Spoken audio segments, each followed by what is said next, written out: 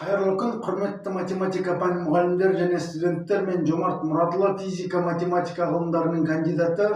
TikToktағы және YouTube'тағы парақшамда күрделі математикалық есептердің шешулерін көрсетемін.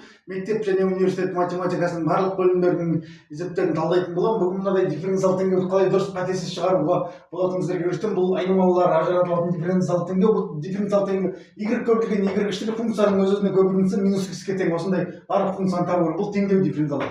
Y штрих жазып аламыз. Y-тің дифференциалының x-тің дифференциалына қатынасы минус x. Анда айнымалылар ажыратылады. Y барлар бір жаққа, x барлар бір жаққа. Интегралдаймыз. Y dy тең минус x-тен dx. Солай, Аның интеграл қалай болады? Y квадрат бөлінген 2. Төңдестіре. Y квадрат бөлінген 2-ның функция Y. Минус ln модуль x плюс с. Не аламыз біз?